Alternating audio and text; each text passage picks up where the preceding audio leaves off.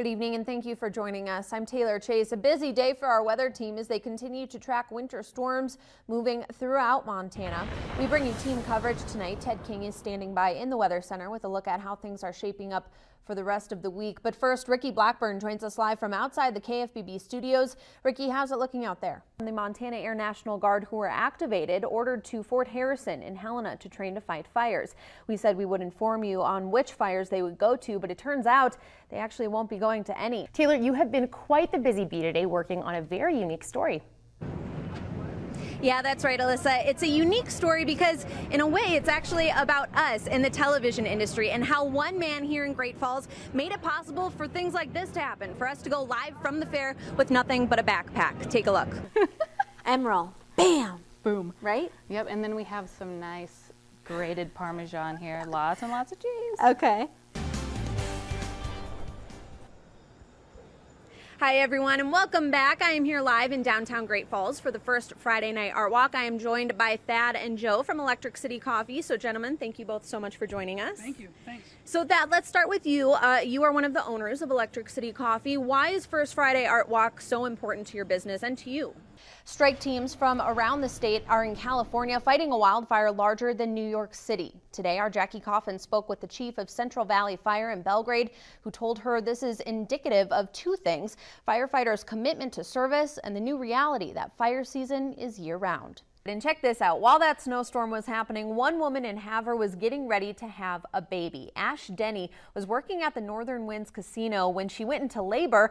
With all the cars buried in snow, she looked at her coworkers and said, "What do we do?" That's when they started Googling how to deliver a baby.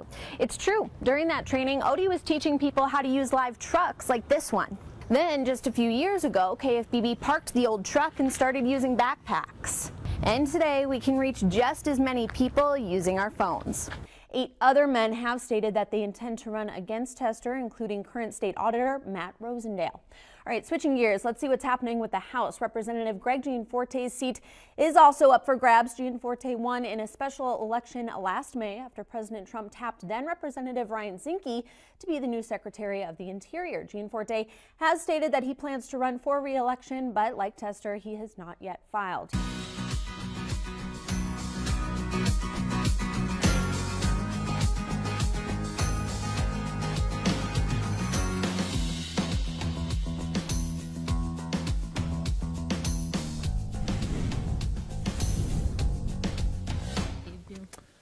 I guess there's some sentimental value to the cave. This was the first cave that I ever went to. I think about 6-ish years ago, give or take. And the first time when I was in here, it was just devastated with garbage, debris, graffiti. Taylor Woods has made it his mission to make Lick Creek Cave beautiful again. And what began 3 years ago as a group of people picking up trash has morphed into a weekend-long event with help from the Forest Service, USDA, and a number of private companies throughout Montana. I come here once a year to do this. I haven't seen the amount of trash increase or go back to what it was prior to starting these projects. Like today, I didn't really see any trash at all. Graffiti is now one of the biggest concerns, and that cleanup gets tricky because not all of it was done by bored teenagers looking for something to do. Earlier examples of graffiti, for lack of a better word, that we can't take off because these are actually scientists and biologists who came in here way back in the day, and they marked their names so that they could keep track of who was where and when. It's pretty incredible. It's a piece of history right here in a cave. And of course, there's other cave dwellers to be aware of. We have a bunch of bats above us right now. We try to take very good care of the bats. But despite all the work he's doing, Woods doesn't seem to think that he's changing the world. He's just doing what's right. Do you think that it's sort of a responsibility that you hold as a grotto member to come in here and clean up the cave? Personally, not so much. I just like doing it, and it's just, to me, just good practice to pick up after yourself, not litter, and just keep things as pristine as you can.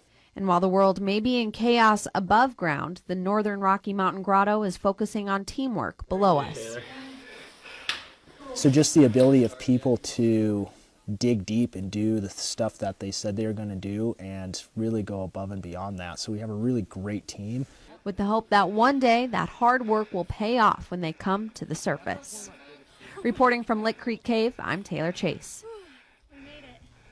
Special coverage tonight. There's a new crop hitting Montana's farms. It's called industrial hemp. I spent part of the day yesterday out on the farm with the man who helped bring the seed to Big Sky Country. And while the plant is finally close to harvest, farmers I spoke with say it wasn't an easy process. It has taken 17 years to finally get our first crop in the ground. In 2001, industrial hemp became legal to grow in Montana, and considering it's one of the fastest growing crops around, it's amazing how long it took to actually be planted in Montana soil. You know, we have about 600 miles that we share with our Canadian neighbors, and they're making good money on their industrial hemp, whereas Montana's making not one penny. The new industry is thanks to this guy, Chris Christians, who, although it's been 17 years, continues to lobby for Montana farmers. As a matter of fact, he's so busy, the only time I could get an interview with him was on the road. See you in a bit. Oh, Chris, he said, this bill goes way too far. He said, you'll never get this passed. But Senate Bill 261 did pass with 0 amendments, and Chris says the possibilities for industrial hemp uses are almost endless. Bedding plant, road building, bridge decks, all cosmetics, some great stains and paint. And that list goes on. So why did it take Montana so long to get in the game? Chris says it's misconceptions over its cannabinoid status. According to the North American Industrial Hemp Council, industrial hemp has a THC content of between 0.05 and 1%. So you could smoke a truck load and get sick before you ever got any feeling of marijuana from it. Chad Doheny is a pulse crop farmer just north of Dutton, and he went so far as to get the license to grow industrial hemp, but decided at the last minute the risks were too great. There's just not enough info or consistency in what people say about it yet. I talked to insurance companies that weren't certain if they wanted to insure you at all if you had hemp. It seems like a real easy way to lose your farm. But now, 10 different farmers in Montana are growing hemp, and so far, they report the crop is looking incredible. Chris isn't surprised and is already looking towards the future.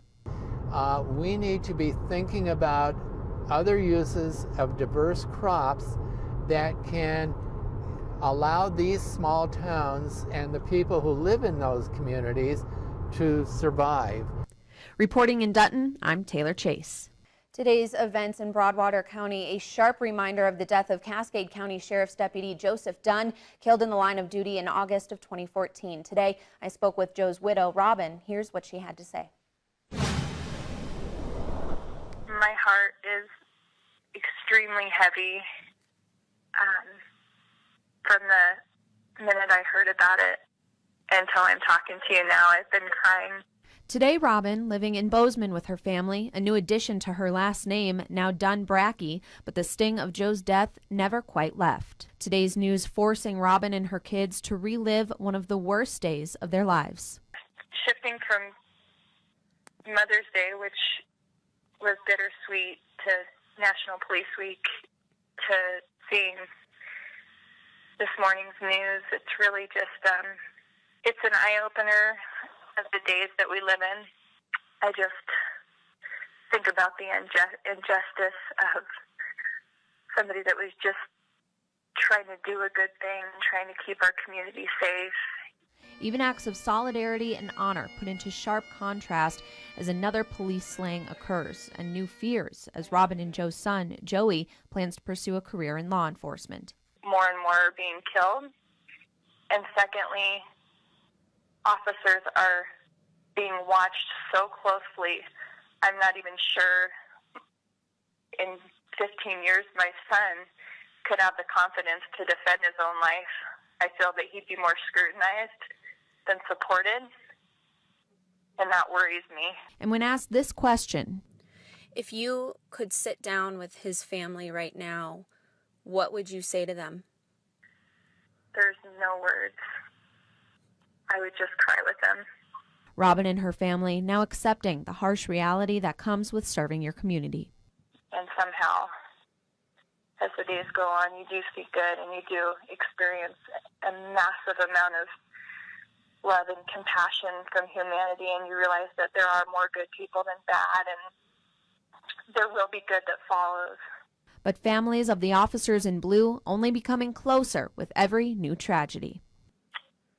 I want the family of the fallen officer to know how very much we already love them, and that our heavy hearts won't let up for a while. We'll be continually thinking of them, praying for them, and ready at the drop of a hat to be there however we can.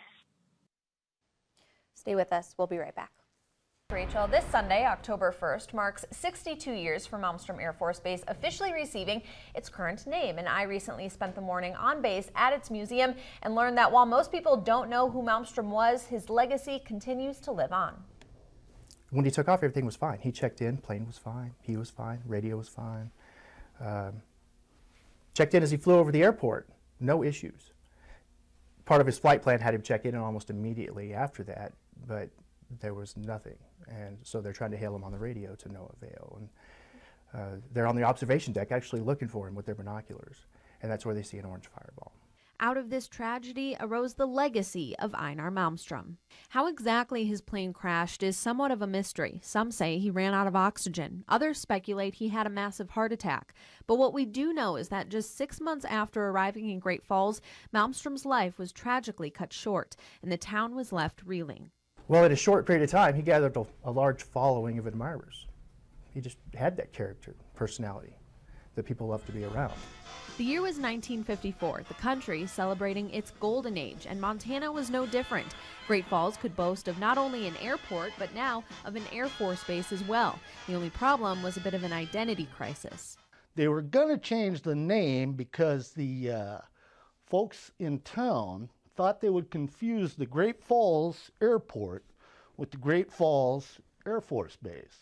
In fact, city leaders had already been in the process of changing the name of the base, and when Malmstrom suddenly died, that identity became a little clearer. And it was just a natural progression that they would want the base to be named after him because he was so well loved by the people.